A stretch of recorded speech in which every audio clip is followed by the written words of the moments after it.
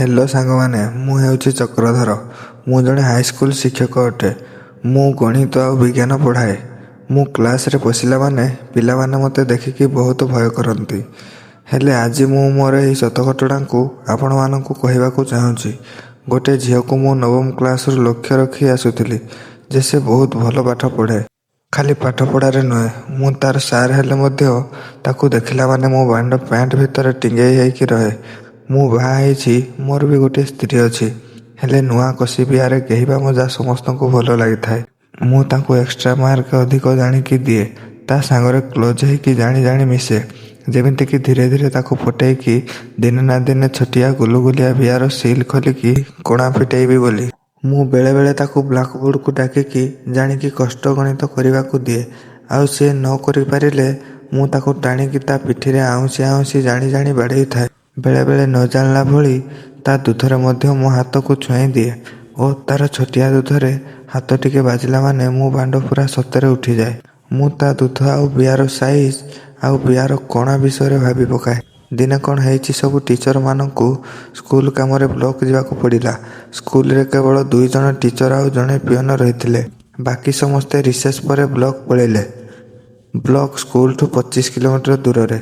सेतिपाई मते टिके सेई झियो को ऑफिस रूम को डाकिकी आनिबाकू इच्छा हला।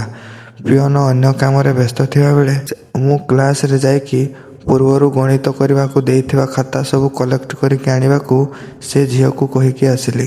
तापरे टिके समय परे सब पिलांको खाता से कलेक्ट करिके आनिला।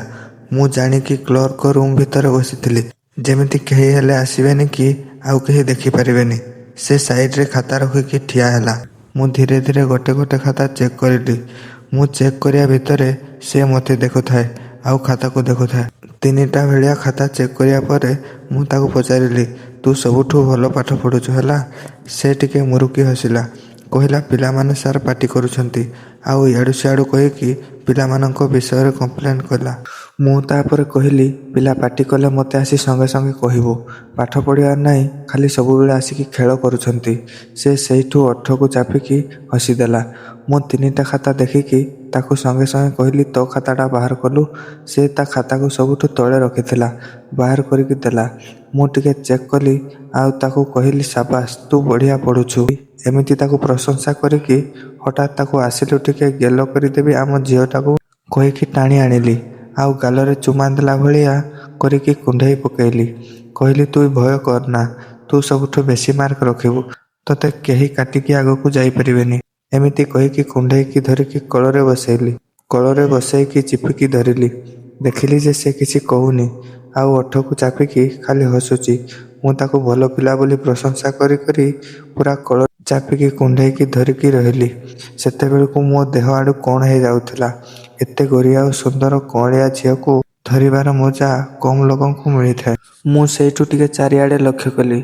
एबे केही आसीबार नाही कारण आउ जणे सार आउ गोटे क्लास रे पढाउथिले। ताकू मु कुंढेईकी धरिकी मो कଳରେ बसेइली। आउ आम गेला झियोटा उम्मा उम्मा एमिति करिकी बेक आउ ता चुटी पिठी सबू सुंगी पकेइली। मो बांड सेते बेलकू पूरा टिंगेई हे गलानी। ताकू कଳରେ बसेइकी मु मो गांडी को ऊपर को उठेला भली करिकी ता गांडी सीधा बिया फांदरे बांड को लगेला भली ता ड्रेस ऊपर करी चलिली। मु तापरे ताकू पचारिली खराप भाबुछ कि? से किछि कहिलानी। मु निजे निजे ताकू कहिदेली खराप कोन, जेतेबेले हेले एमिति हबो। ए पूरा साइंस रे लेखा होइछि एमिति मझिरे मझिरे संपर्क रखिले मन शांति रहिबो। तापरे पाठ पढ़ारे भलो नंबर हेले रहिबो। तापरे मु ताकू कहिली तू व्यस्त हेबुनी मो, तू सब बेले नंबर 1 हबु। एमिति कहि कहि धीरे धीरे ता पैंट ऊपर गांडीटाको टिके मेलेइबाकू चेष्टा कली। बांडको गांडी संदारे रखिकी ताकू कुंढेईकी धरिकी रहिथाए मु। से हेले अणेई हेला भली हेइ जाउथिला। तापरे मु ता पैंट रो फिताटाको खोली देली। से हेले भୟରେ काले कोन होई जियो बोली थरी जाउथिला। सेते बेलकू मु ताकू किछि हेबनी बोली आम झियोटा कहि कहि मनेई देउथिली। तापरे मु ता पैंट आउ चडी को खसेइकी रखिली। तापरे आंगुली रे तळ पटु हाथ मारिकी बियाटाको आउंसी पकाइली।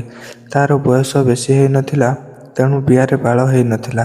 छोटिया बियाकू हाथ रे आउंसीबारे बढ़िया लागुथिला। मु तापरे ता गांडी तळ पटु जंगसंदा को मेलेइकी बियार कोणारे आंगुठी रे साउळेइली। ସେତେବେଳକୁ ତା ବିଆରୁ ଲାଳ ବାହାରି ଯାଇଥିଲା। ସେଇ ଲାଳ ସହିତ ମିଶେଇକି ଆଙ୍ଗୁଠିରେ ବିଆର କଣାକୁ ଘଷିଲି। ସେ ଖାଲି ଆଗକୁ ଅନେଇକି ସୁଁ ସୁଁ ହେଇକି ଅଣେଇ ହେଇ ଯାଉଥିଲା। ମୋ ବାଣ୍ଡ ସେତେବେଳକୁ ଖାଲି କେହିବ ବୋଲି ବାଉଳି ହେଇଯାଉଥିଲା। ମୁଁ ହାତରେ ନିଜେ ଦେଖିଲି ଯେ ବିଆ ଏତେ ଛୋଟିଆ ଯେ ତାକୁ କେହିବି ଯଦି ପୁରା ରକ୍ତ ବାହାରିଯିବ। ସେଥିପାଇଁ ମୁଁ ବାଣ୍ଡ ପସେଇଲିନି। ଖାଲି ବିଆକୁ ମେଲେଇକି ଆଙ୍ଗୁଠିରେ ବିଆକୁ ସଲସଲ କରିଲି। ଆଉ ବିଆ କଣାରେ ଧୀରେ ଧୀରେ ବିଆର ଲାଳ ଆଙ୍ଗୁଠିରେ ମାରିକି ପସେଇଲି। ସେ ଖାଲି ଆଁ ଆଁ ହେଇକି ଗାଣ୍ଡିକୁ ଟେକିଲା ଭଳି କଲା। ମୁଁ ପୁରା ଭିତରକୁ ଆଙ୍ଗୁଠି ରଖିକି 10 ସେକେଣ୍ଡ ରଖିଲି। ଆଁ କାଟୁଛି କହିକି କାନ୍ଦିଲା ଭଳି ମୁହଁ କଲା। ମୁଁ ତା ବିଆରୁ ଆଙ୍ଗୁଠି ଭୟରେ ବାହାର କରିଦେଲି। ତାପରେ ମୋତେ ଲାଗିଲା ବାହାରୁ କିଏ ଆସିଲା ଭଳି। ତାପରେ ମୁଁ ଛାଟିପିଟି ହୋଇକି ତାକୁ କୋଳରୁ ଉଠେଇ ଦେଲି। ଆଉ ପିନ୍ଧି ପକା ବୋଲି କହିଲି। ସେ ସାଙ୍ଗେ ସାଙ୍ଗେ ପିନ୍ଧି ପକାଇଲା। ମୁଁ କହିଲି କାହାକୁ କହିବୁନି। ମୁଁ କହିଲି ତୋ ପ୍ରତି ମୋର ଭଲ ପାଇବା ସେତିକି ଅଛି ବୋଲି ମୁଁ ଟିକେ ତୋତେ ଗେଲ କରୁଥିଲି। କାହାକୁ କହିବୁନି କି ଖରାପ ଭାବିବୁନି ହେଲା। ଏମିତି କହିକି ତାକୁ ବୁଝେଇଲି। ଖାତା ଯେତିକି ଦେଖିଥିଲି କହିଲି ନେଇଯିବାକୁ। ତାପରେ ସେଠୁ ସେ ପଳେଇଲା। ଏବେ ପ୍ଲାନ୍ କରୁଛି ବୋର୍ଡ ପରୀକ୍ଷା ସମୟରେ ତାକୁ ଗେହିବାକୁ। ତା ଦେହ ଖରାପ ଅଛି କହିକି ମେଡ଼ିକାଲ ନେଇକି ଯିବି। ଆଉ ତାକୁ ଗେହିକି ତା ବିଆର ସିଲ୍ ଖୋଲିକି ଆଣିବି।